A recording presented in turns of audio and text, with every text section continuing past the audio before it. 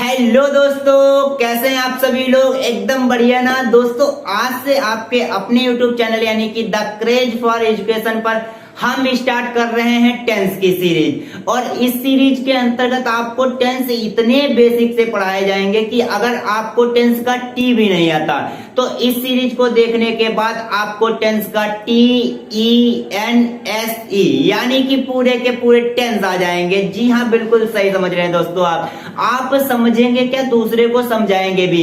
इस सीरीज के अंतर्गत आपको टेंस बिल्कुल बेसिक टू एडवांस लेवल तक के समझाए जाएंगे। तो आप लोग इस सीरीज को पूरा देखिएगा।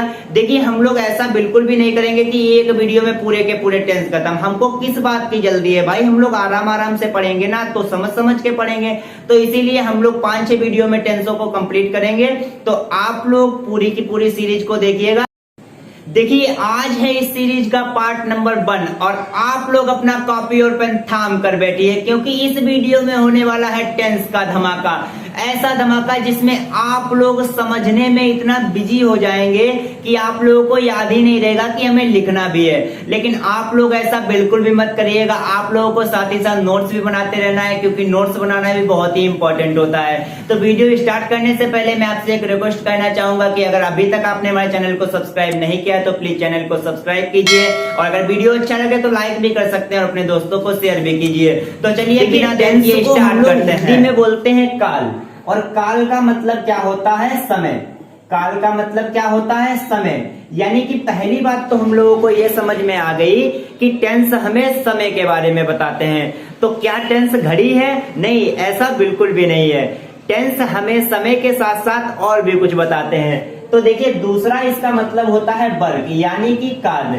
तो टेंस क्या होते हैं? टेंस इंग्लिश ग्रामर के ऐसे रूल्स होते हैं जो हमें यह बताते हैं कि कोई कार्य कितने समय में कितना हुआ है। समझ में आई ना बात?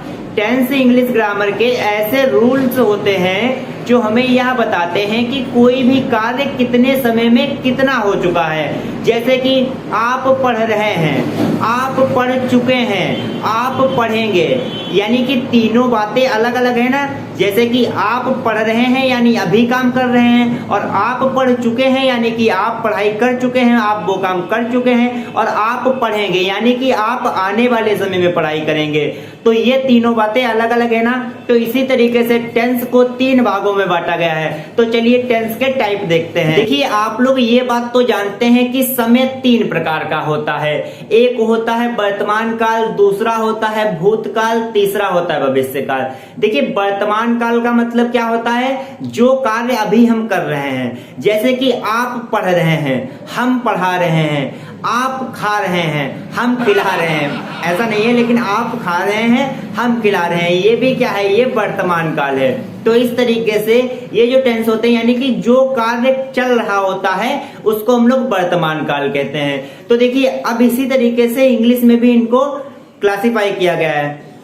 देखिए, आप लोग ये बात तो जानते हैं कि समय 3 टाइप का होता है। एक होता है वर्तमान काल, दूसरा होता है भूतकाल, तीसरा होता है भविष्यकाल। इसी तरीके से इनको इंग्लिश ग्रामर में भी यानी कि टेंस में भी क्लासिफाई किया गया है। तो चलिए देखते हैं। देखिए, सबसे पहला क्या होता है? प्रेजेंट टेंस यानी कि वर्तमान काल। इसको हिंदी में क्या बोलते हैं? वर्तमान काल। और दूसरा क्या है? दूसरा है पास्ट टेंस यानी कि भूतकाल। ठीक है, पास्ट टेंस, ये क्या बोलते हैं इसको? भूतकाल। तीसरा क्या है? Future tense. ठीक है, तीसरा क्या है? Future tense. इसको हम लोग क्या बोलते हैं? भविष्यकाल। चलिए, अब सबसे पहले बात करते हैं प्रेजेंट टेंस के बारे में। देखिए, प्रेजेंट यानी कि जो काम हम लोग प्रेजेंट में कर रहे हैं, अगर किसी टेंस में उसके बारे में बताया जाता है तो वो क्या कहलाता है? प्रेजेंट टेंस कहलाता है। फॉर एग्जाम्पल, जैसे कि आप पढ़ रहे हैं, हम पढ़ा रहे हैं, आप खाना खा रहे हैं, आपकी मम्मी आपको खिला रही हैं। ठीक है, तो इस तरीके से जो भी वर्तमान काल की बातें जिस टेंस में बताई जाती हैं उसको हम लोग बोलते हैं प्रेजेंट टेंस। ठीक है, ये तो बात आपको समझ में आ गई। चलिए, अब बात करते हैं पास्ट टेंस के बारे में। तो पास्ट टेंस का मतलब क्या होता है? भूतकाल, यानी कि जो समय बीत गया हो किसी टेंस में अगर उसके बारे में बताया जाता है तो वो क्या कहलाता है? पास्ट टेंस कहलाता है। फॉर एग्जाम्पल, आप खाना खा चुके हैं, आपकी मम्मी आपको खिला चुकी हैं, आप गेम खेल चुके हैं, आपकी मम्मी आपकी पिटाई कर चुकी हैं। इस तरीके से जो भी टेंस होंगे यानी कि जिसमें बीती हुई बात को बताया जाएगा वो क्या कहलाता है, वो पास्ट टेंस कहलाता है यानी कि भूतकाल कहलाता है। आई होप कि आपको ये बात भी समझ में आ गई होगी। देखिए अगला आता है फ्यूचर टेंस। फ्यूचर टेंस का मतलब क्या होता है, जैसे कि भविष्य काल। भविष्य काल यानी कि जो काम हम लोग आने वाले समय में करेंगे, यानी कि जो काम हम लोग फ्यूचर में करेंगे। बोलते नहीं है कि फ्यूचर में तुम क्या करोगे, फ्यूचर में हम डॉक्टर बनेंगे, फ्यूचर में हम टीचर बनेंगे, इस टाइप के जो बातें हम लोग कहते हैं ना, ये सब आता है भविष्य काल में। तो सबसे पहले इसके कुछ एग्जाम्पल देखते हैं, जैसे कि आप खाना खाओगे। एक ही एग्जाम्पल दे रहा हूं तो आपको ज्यादा समझ में आएगा।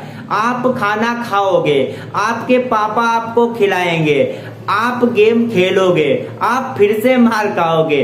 तो इस टाइप के जो टेंस होते हैं, इस टाइप के जो टेंस होंगे वो क्या कहलाएंगे, फ्यूचर टेंस कहलाएंगे। यानी कि जो बात भविष्य के लिए कही जाएगी, जैसे कि एक एग्जांपल और देख लेते हैं कि आप स्कूल नहीं जाओगे, आपके पापा आपको मारेंगे।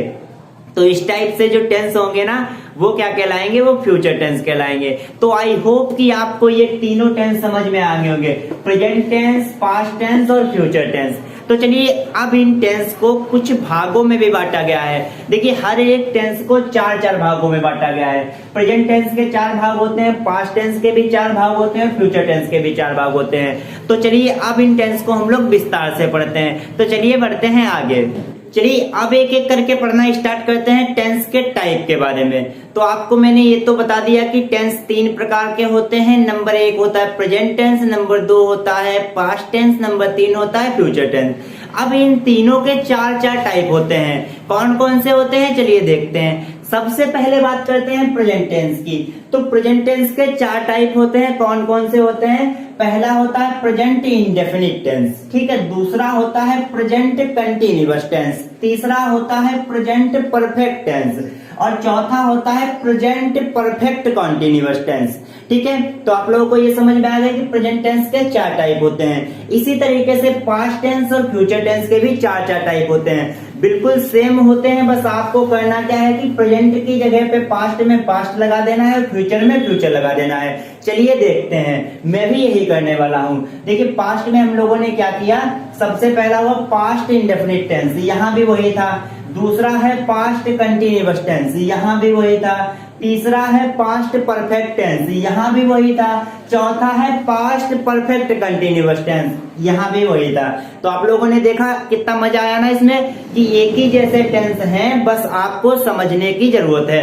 तो देखिए उसके बाद बात करते हैं फ्यूचर टेंस की। तो फ्यूचर टेंस में सबसे पहला है फ्यूचर इंडेफिनिट टेंस, ठीक है। उसके बाद है फ्यूचर कंटिन्यूअस टेंस, फिर उसके बाद है फ्यूचर परफेक्ट टेंस, फिर आता है फ्यूचर परफेक्ट कंटिन्यूअस टेंस। इस तरीके से टेंस के यानी कि जो 3 प्रकार के टेंस होते हैं उनके 4-4 टाइप होते हैं, वो मैंने आप लोगों को बता दिए। आई होप कि आपको समझ में भी आया होगा।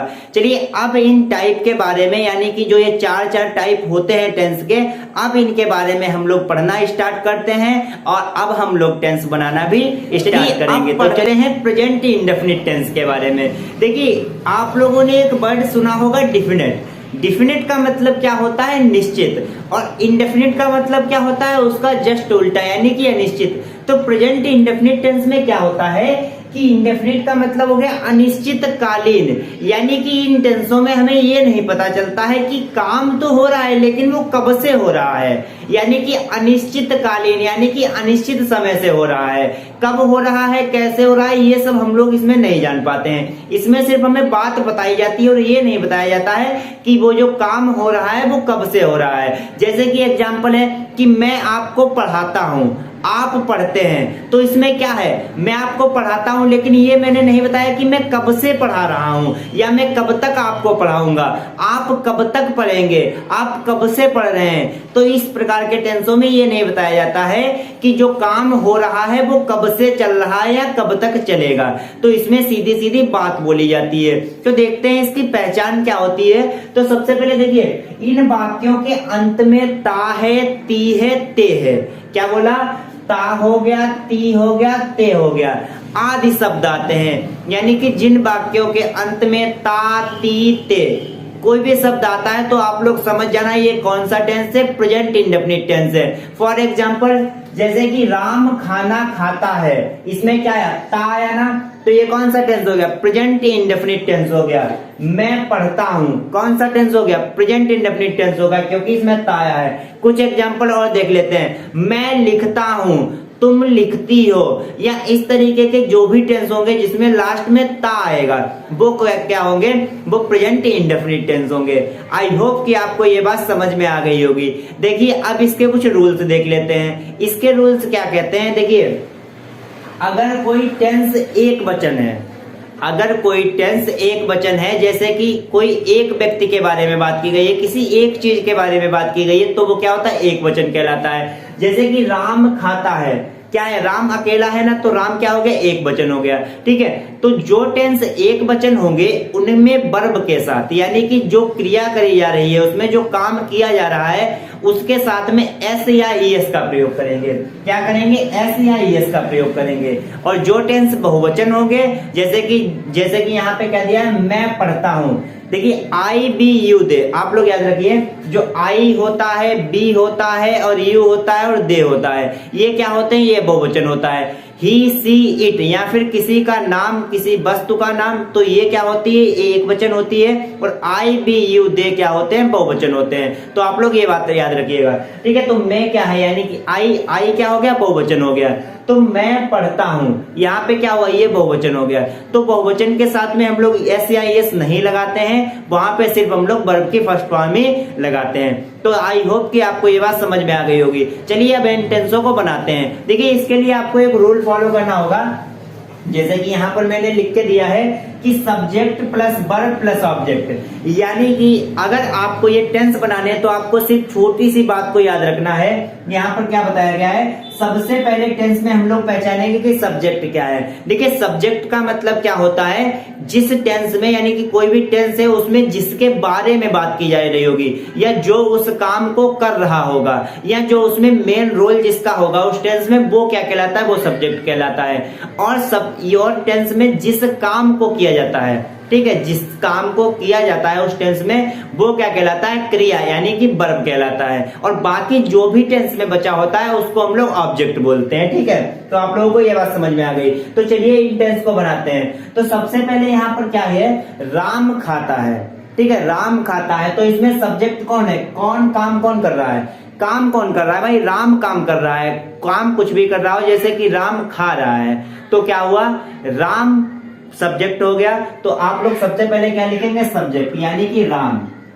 ठीक है, फिर उसके बाद क्या होगा, खाता है, यानी कि इसमें क्रिया क्या है, खाना है ना, यानी कि वो खा रहा है, काम क्या कर रहा है, खा रहा है। तो इसमें वर्ब क्या हो गया, वर्ब क्या हो गया, खाना वर्ब हो गया। ठीक है, तो खाता की मीनिंग क्या होती है, ईट, तो हम लोग यहाँ पे लिख देंगे ईट। ठीक है, यहां तक तो आपको बात समझ में आ गई। अब मैंने बताया था कि अगर यहाँ पे जो वाक्य है वो एक वचन होगा तो एस या एस का प्रयोग करेंगे। तो आप लोग यहाँ पर देखेंगे कि ये जो टेंस है वो एक वचन है, तो इसके साथ में हम लोग क्या लगा देंगे, एस। तो यहाँ पर क्या हो गया, राम ईट्स। तो इस तरीके से आप लोगों ने ये टेंस अच्छी तरीके से समझ लिया होगा और बना भी लिया होगा। चलिए अब बात करते हैं इस टेंस की। इस टेंस में आप लोग देखेंगे कि यहाँ पर क्या बताया, मैं पढ़ता हूँ। मैं पढ़ता हूं यानी कि टेंस तो बहुवचन है, तो इसमें हम लोग देखेंगे कि सब्जेक्ट क्या है, कौन पढ़ रहा है, इसमें मैं पढ़ रहा हूं या ना, तो क्या हो गया, आई। तो सबसे पहले हम लोग लिखेंगे आई। उसके बाद क्या बात आती है, पढ़ना की मीनिंग क्या होती है, रीड। ठीक है, पढ़ना की मीनिंग क्या होती है, रीड। तो हम लोग यहाँ पे लिख देंगे रीड। ठीक है, तो हम लोगों ने यहाँ पर लिख दिया रीड। तो इस तरीके से हमारा ये भी सेंटेंस जो है वो बन गया। यहाँ पे बहुवचन है इसलिए हम लोग एस या एस का प्रयोग नहीं करेंगे। तो आई होप कि आप सभी को ये टेंस समझ में भी आए होंगे। अब देखिए इसमें कुछ चीजें होती हैं, जैसे कि मान लीजिए कुछ टेंस हमको ऐसे भी दिए होते हैं जिनके अंत में ता ती ते नहीं आता है, तो उन टेंस को हम लोग कैसे पहचानेंगे, आप लोग वो भी बात जान लीजिए। देखिए इन टेंस का मेन रीजन ये होता है, उसमें ये बताया जाता है कि किसी आदत के बारे में बताया जाता है। जैसे कि कोई व्यक्ति है, उसके किसी गुण के बारे में बताया जाएगा या किसी आदत के बारे में बताया जाएगा। जैसे कि एक टेंस देख लीजिए, आप होशियार हैं, इसमें ताया नहीं आया ना, मैं गधा हूं, हालांकि मैं गधा हूं, पता नहीं यार हूं नहीं हूं, लेकिन आप लोग समझ लीजिए मैं गधा हूं, तो यहाँ पे क्या हुआ, ता नहीं आया ना, लेकिन यहाँ पर क्या होगा, यहाँ पर ये टेंस कौन सा होगा, प्रेजेंट इंडेफिनिट टेंस होगा। इसमें क्या बताया गया, मैं गधा हूं, यानी कि मेरी क्वालिटी बताई गई है मैं गधा हूं। आप होशियार है, आपकी क्वालिटी बताई गई है कि आप होशियार हैं। तो इस तरीके से जो भी टेंस होंगे जिसमें किसी गुण के बारे में बताया जाएगा, जिसमें किसी आदत के बारे में बताया जाएगा, वो टेंस क्या कहलाते हैं, प्रेजेंट इंडेफिनिट टेंस कहलाते हैं। और इस प्रकार के टेंस में हम लोग इज, एम, आर का उपयोग करते हैं। चलिए इस प्रकार के भी कुछ एग्जाम्पल हम लोग देख लेते हैं। देखिए आपके सामने 3 एग्जाम्पल लिखे हैं, जिसमें से पहला एग्जाम्पल है तुम विद्यार्थी हो। आप लोग यहाँ पर क्या देख रहे हैं कि यहाँ पर ना ही ता आया है, ना ही ते आया है, ना ही ती आया है, तब भी ये क्या है, प्रेजेंट इंडेफिनिट टेंस है। वो कैसे, मैंने आप लोगों को बताया कि जहां पर किसी आदत या फिर किसी गुण के बारे में बताया जाता है वहां पर भी प्रेजेंट इंडेफिनिट टेंस ही होता है। जैसे कि यहाँ पर आप लोग देखेंगे विद्यार्थी, विद्यार्थी का मतलब क्या होता है, विद्या को ग्रहण करने वाला, ठीक है। विद्यार्थी का मतलब क्या होता है, विद्या को ग्रहण करने वाला। तो ये आपकी एक क्वालिटी है ना कि आप लोग विद्या को ग्रहण करते हैं, हम लोग विद्या को ग्रहण करते हैं। तो यहाँ पर क्या बताया गया, क्वालिटी के बारे में बताया गया, इसलिए यहाँ पर क्या होगा, प्रेजेंट इंडेफिनिट टेंस होगा। तो आप लोग यहाँ पर इस टेंस को कैसे बनाएंगे, तुमको क्या लिखते हैं, यू, ठीक है, फिर क्या लिखेंगे, हो को लिखते हैं आर, फिर क्या लिखेंगे, विद्यार्थी को लिखेंगे स्टूडेंट, ठीक है, यू आर स्टूडेंट। तो कितनी आसानी से बन गया ना टेंस। बस इसी तरीके से जिसमें ता, ती, ते नहीं आता है वहां पे हम लोग इज, एम, आर का उपयोग करते हैं। तो आई होप कि आपको ये बात भी समझ में आ गई होगी। चलिए और एग्जांपल हम लोग करते हैं।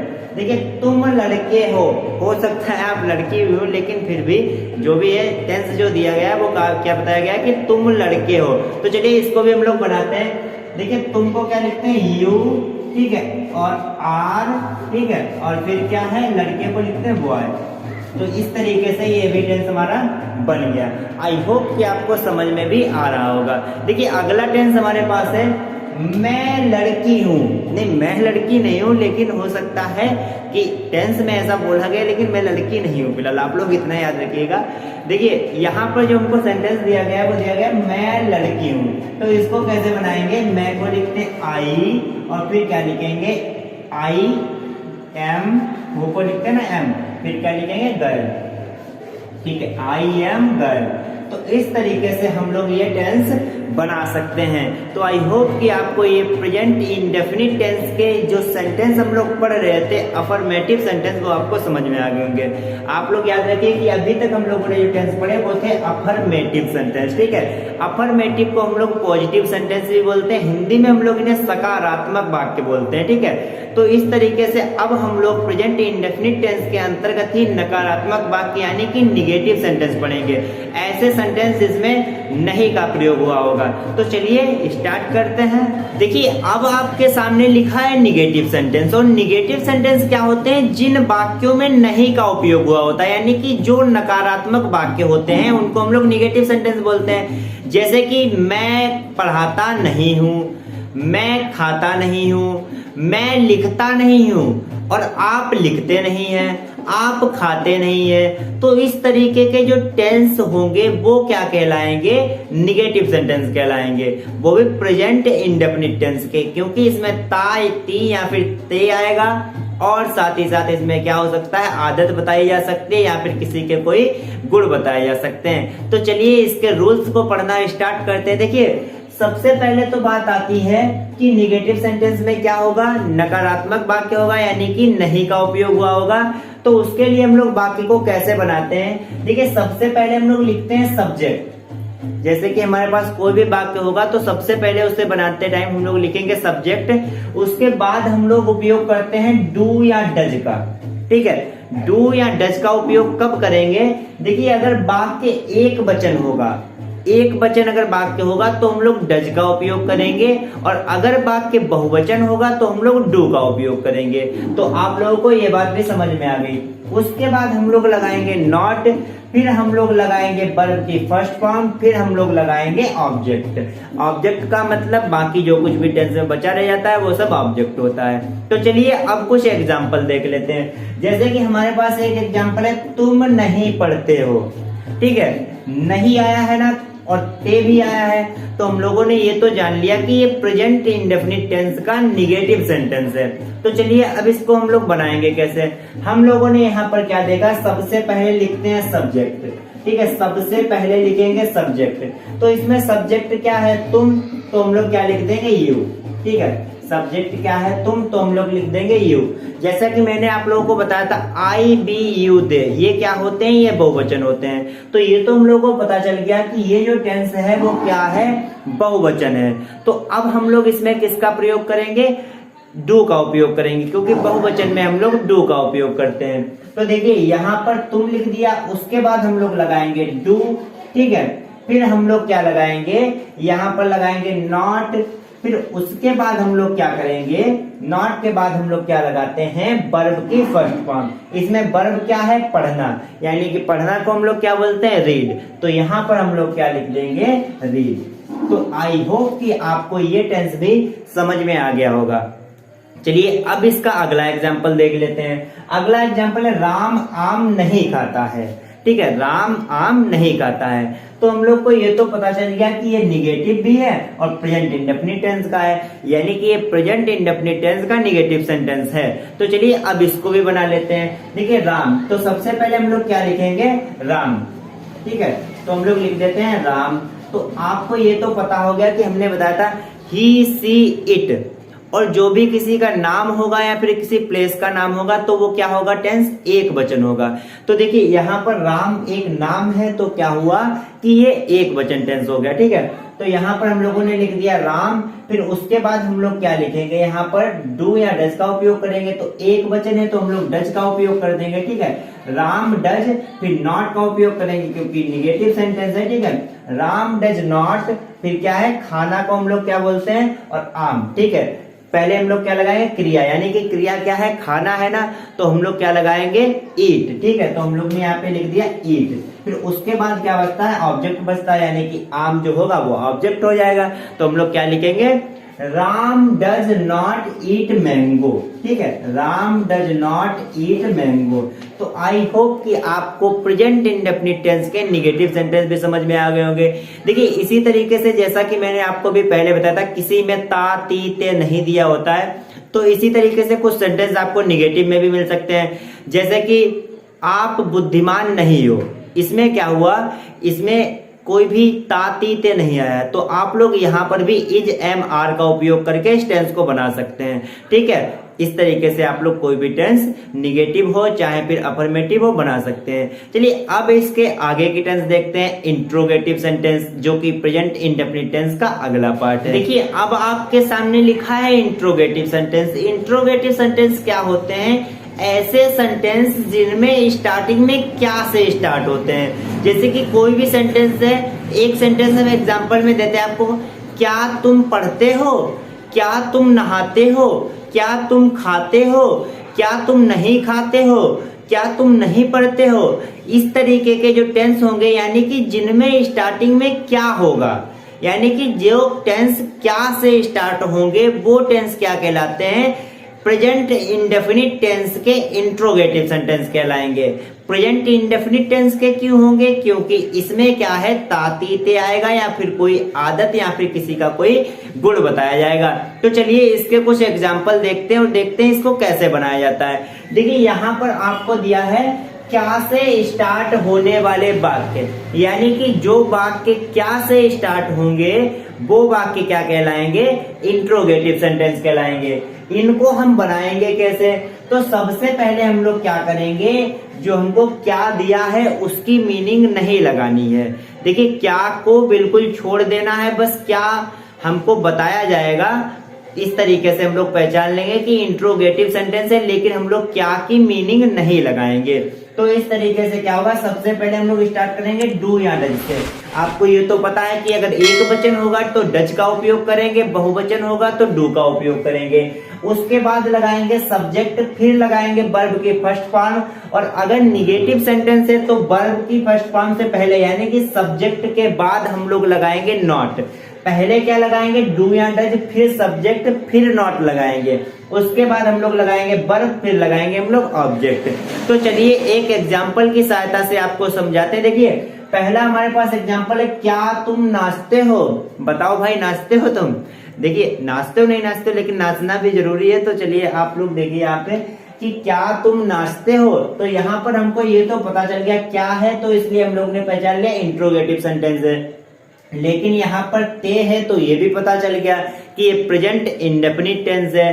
तो आप लोग इस टेंस को कैसे बनाएंगे? सबसे पहले हमने क्या बताया कि यहाँ पर डज या फिर डू का उपयोग करेंगे। तो आप लोगों को क्या पता है कि तुम क्या है, बहुवचन है, तो इसलिए हम लोग किसका उपयोग करेंगे, डू का उपयोग करेंगे। तो सबसे पहले हम लोग लिखते हैं डू, ठीक है, पहला लेटर बड़ा होता है तो इसलिए क्या लिखेंगे, डू। फिर उसके बाद हम लोग क्या लिखेंगे, सब्जेक्ट। सब्जेक्ट क्या है इसमें, तुम यानी कि यू, ठीक है, डू यू। फिर क्या लिखेंगे, वर्ब की फर्स्ट फॉर्म यानी कि नाचना का क्या होता है, डांस।